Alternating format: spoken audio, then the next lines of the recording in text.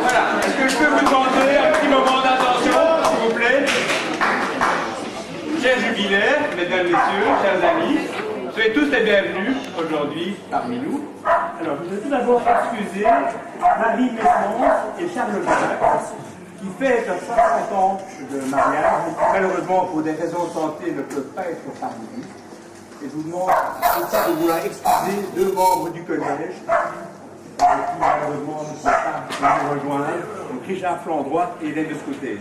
Voilà, ils sont très tristes de ne pas pouvoir être là pour vous fêter. Chers jubilaires, c'est une immense joie pour nous tous de vous mettre à l'honneur aujourd'hui. La complicité et la tendresse dans vos regards sont le reflet de votre amour qui rayonne aussi généreusement que le soleil de ce dimanche. Vous vous êtes engagé lors de votre mariage à construire à deux un couple solide, prêt à affronter l'aventure et les défis de la vie. Ce promesse fidélité pour toute la vie est un magnifique engagement, exigeant, mais combien fascinant. Vivre ensemble est un cheminement patient que vous avez parcouru pendant 70 années.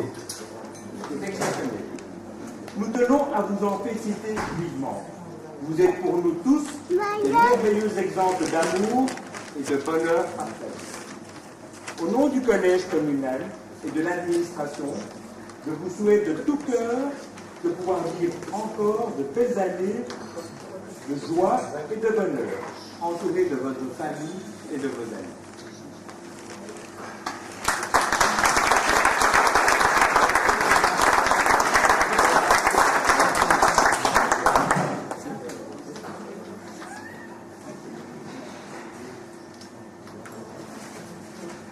Marie van der Moten et Victor Peters se sont mariés le 21 décembre 1948 à Lengate. Cela fait 70 ans de mariage. Nous fêtons, chère Marie, cher Victor, vos noces de platine. Marie et Victor sont tous deux d'origine terrière. Où se sont-ils rencontrés? Au bal de la JAP à Halle. Leur vie, c'est la ferme. En 1948, l'agriculture est toute autre chose que maintenant. Et là, on peut dire que Marie et Victor ont dû s'adapter à de très gros changements. Comme leur dit leur belle-fille, c'est à force de travail, de courage, qu'ils ont pu s'adapter et évoluer avec l'agriculture, mais aussi prendre des décisions importantes, comme arrêter leur activité d'engraissement de bétail en 1968.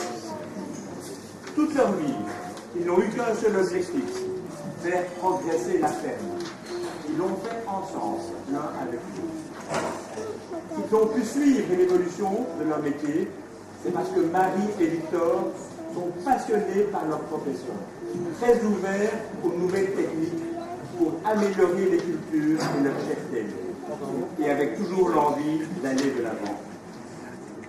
Encore aujourd'hui, Victor, Marie, vous attendez avec impatience le vendredi, car c'est ce jour-là que le facteur apporte le sillon belge.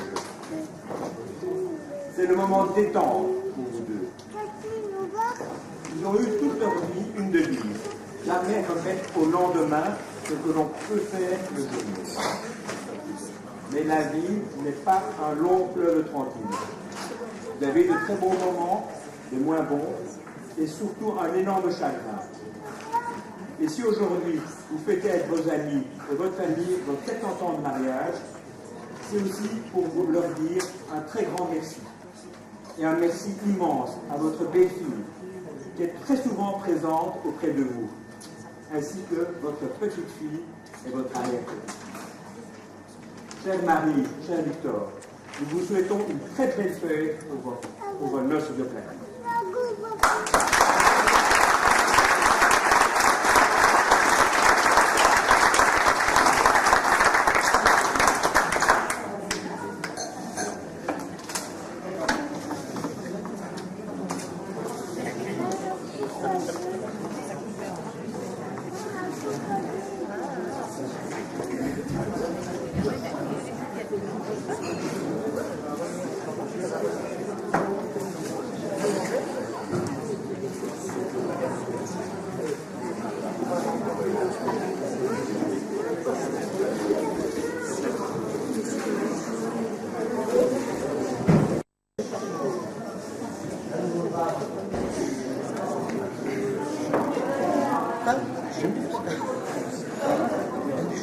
Il y a du chahut. Pélagie de Tobel et Émile Godard se sont mariés, comme par hasard, le 14 juillet 1948 à Anderlecht. Pélagie, quel beau prénom, n'est-ce pas tout simplement le surnom de la déesse Vénus? Pélagie est la fille de maraîchers à Anderlecht, des parents flamands venus cultiver un lopin de terre près de la capitale et spécialisés dans la culture du chicon. Après des études de couturière, elle est à la maison, au magasin et dans les cultures. Émile, lui, il est de Èvres. Il a 16 ans quand la guerre éclate et il s'engage dans la résistance.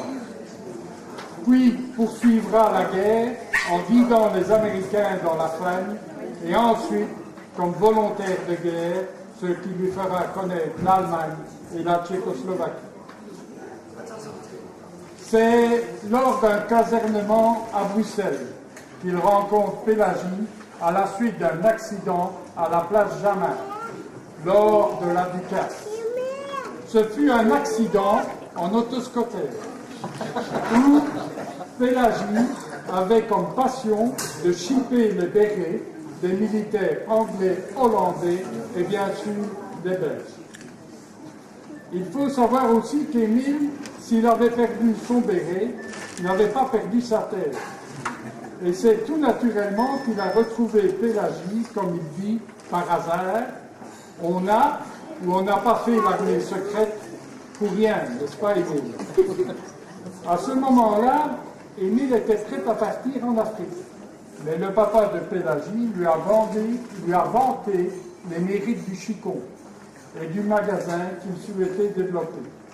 Alors, adieu l'Afrique, et c'est ainsi qu'ils se sont investis tous les deux dans le commerce de fruits et légumes.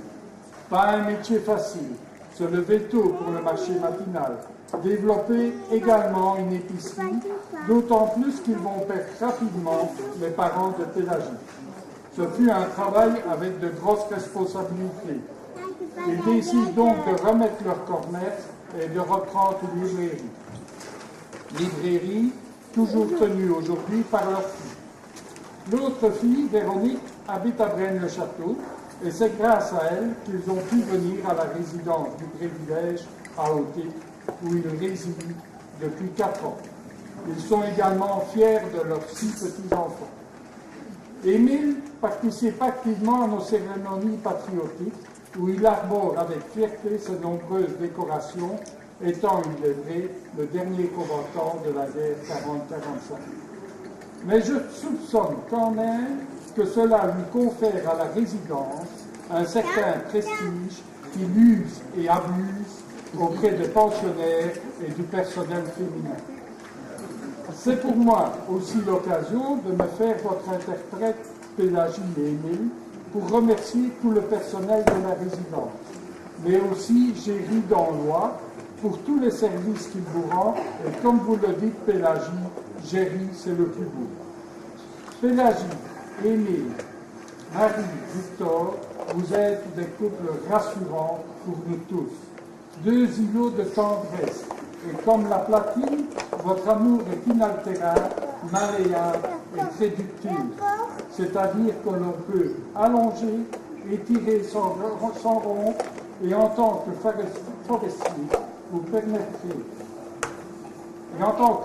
forestier, vous permettra d'atteindre les noces de chêne, c'est-à-dire 80 ans de mariage. Je vous remercie.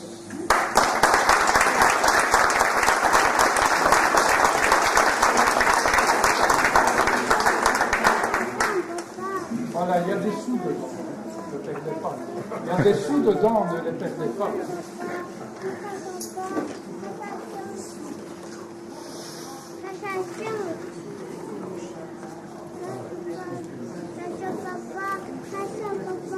Je le donne à elle.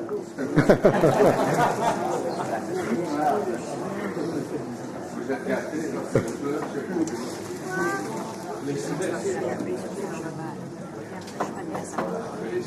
Merci.